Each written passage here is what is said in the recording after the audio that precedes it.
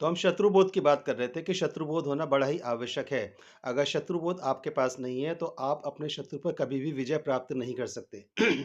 अब जब भाईजान को लेकर हम आपस में बात करते हैं, तो हमारे पास ये स्पष्ट संदेश होना चाहिए कि हमारे पास हमारा शत्रुबोध नहीं है, लेकिन भाईजान के पास उसका पूर्णतः शत्रुबोध है और उसके अनुसार मैं उसका सबसे बड़ा शत्रु हूँ, इसलिए मैं काफ़िर हूँ। काफ़िर क्या है? तो काफ़िर वो है जो इस्लाम में अपनी मान्यता या भाईजान के मज़हब में अपनी मान्यता नहीं रखता है। अगर मान्यता नहीं रखता है, तो या तो मुझे परिवर्तित करा जाएगा धार्मिक आधार पे, अगर नहीं परिवर्तित करा जाएगा, तो फिर मुझे कत्ल कर दिया जाएगा। देखिए, बड़ा स्पष्ट सा संदेश है। हमें संदेश को पढ़ने की और समझने की बहुत स्पष्ट रूप से आवश्यकता है। 4 टर्म्स हमको यहाँ पे देखने को मिलते हैं, 4 शब्दावली।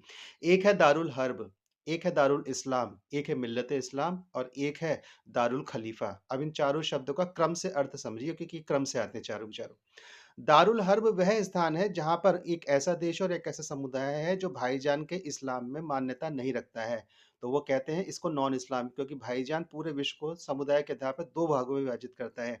एक होता है भाईजान वाला समुदाय इस्लामिक और एक होता है नॉन इस्लामिक। तो नॉन इस्लाम अर्थात दारुल हर्ब। अब दारुल हर्ब को दारुल इस्लाम में परिवर्तित करना है, तो इसके लिए क्या चाहिए होगा? तो इसके लिए आपको जनसंख्या वृद्धि चाहिए होगी। तो ये जनसंख्या वृद्धि करते हैं बहुत तेज़ी के साथ, इसलिए 4 शादियों का यहाँ पे विधान रहता है। अपनी माँ, बहन, बेटी जिसके साथ ये मन करा उसके साथ शादी कर ली, तो ये पक्के वाले BHG CHOD हैं, जिसके अनुसार कोई इनको भाईजान बोलती होगा, ये उसके शरीर को ताकते हो, पता चला ये उससे निकाह करने लगे लगातार। तो अधिक से अधिक जनसंख्या चाहिए, फिर क्या चाहिए? इनको भूमि चाहिए।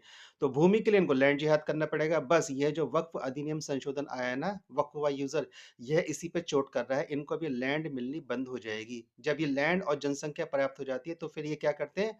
तो फिर ये दंगे-फ़साद होते हैं और उसी में भारत का बांग्लादेश और पाकिस्तान विभाजित हुआ था। बांग्लादेश तो वर्ष 1905 में ही विभाजित हो गया था। फिर जब ये इसको दारुल हर्ब से दारुल इस्लाम में परिवर्तित कर देंगे, तो भारत फिर इस्लाम में परिवर्तित होगा और फिर इनका उद्देश्य क्या है? एक वन ग्लोबल मुस्लिम कम्युनिटी बनाना है।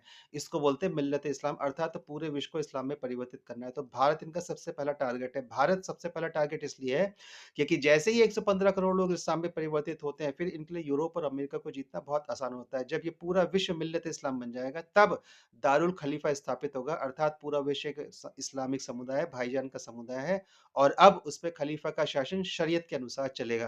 तो शत्रु बोध करिए, नहीं तो आने वाली जनरेशन समाप्त हो जाएँगी।